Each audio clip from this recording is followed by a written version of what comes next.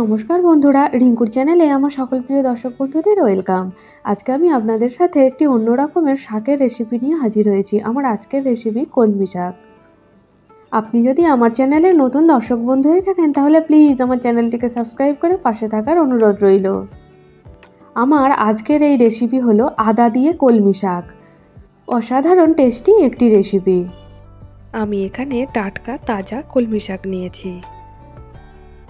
এই টাটকা তাজা শাক দিয়ে এই রেসিপিটা যদি আপনারা বানিয়ে থাকেন তাহলে কথা দিচ্ছি আপনাদের সকলেরই এই পদটি খেতে খুবই ভালো লাগবে। হাতের কাছে থাকা ঘরোয়া উপাদান দিয়ে খুব সহজ পদ্ধতিতে আমি এই রেসিপিগুলো আপনাদের সাথে শেয়ার করি। এখানে আমি কলমি শাকটাকে কুচি করে কেটে নিয়েছি,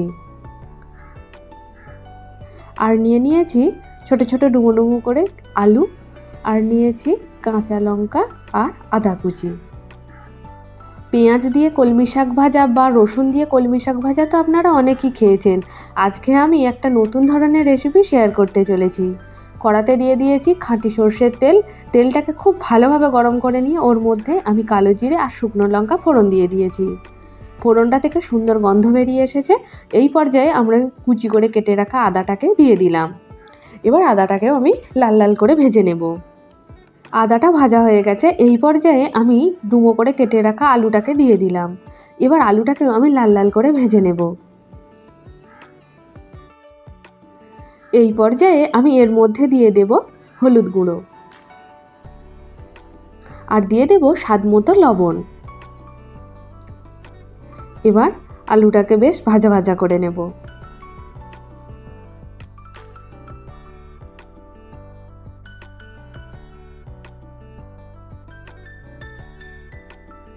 আলুটা বেশ লাল লাল করে ভাজা হয়ে গেছে। এরপর আমি এর মধ্যে কলমি শাকটাকে দিয়ে দিলাম।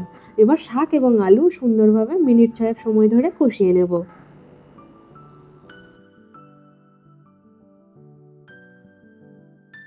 এইবার আমি 6 মিনিটের জন্য এটাকে ঢেকে হতে দেব এবং গ্যাসের ফ্লেমটা একেবারে লোতে করে দিচ্ছি।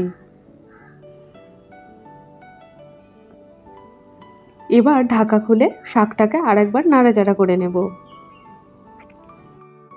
শাক এবং আলু খুব ভালোভাবে আমি ভাজা ভাজা করে নিচ্ছি। এইবার আমি এর মধ্যে প্রয়োজন মতো জল দিয়ে দেব।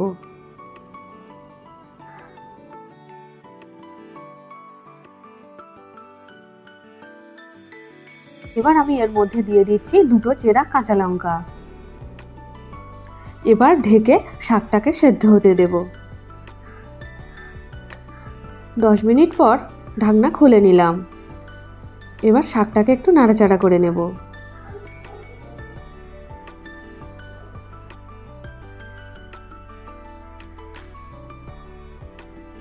এইবার আমি শাকের মধ্যে দিয়ে দেব অল্প একটুখানি চিনি। এইবার ভালোভাবে মিশিয়ে নেব এবং জলটাকেও মেরে শুকনো করে নেব। তৈরি হয়ে গেছে আলু দিয়ে কলমি শাকের এই রেসিপি। গরম গরম ভাতের সাথে প্রথম পাতে খেতে খুবই ভালো লাগবে। আর বাঙালি মানেই তো শাক খেতে খুবই পছন্দ করে। আমার আজকের এই রেসিপিটা আপনাদের কেমন লাগলো অবশ্যই কমেন্টের মাধ্যমে আমাকে জানাবেন। ভালো লাগলে ভিডিওটিতে একটি লাইক দেবেন এবং আমার চ্যানেলটিকে প্রচুর শেয়ার করবেন। আজকে এ পর্যন্তই। সবাই ভালো থাকবেন, সুস্থ থাকবেন। ধন্যবাদ।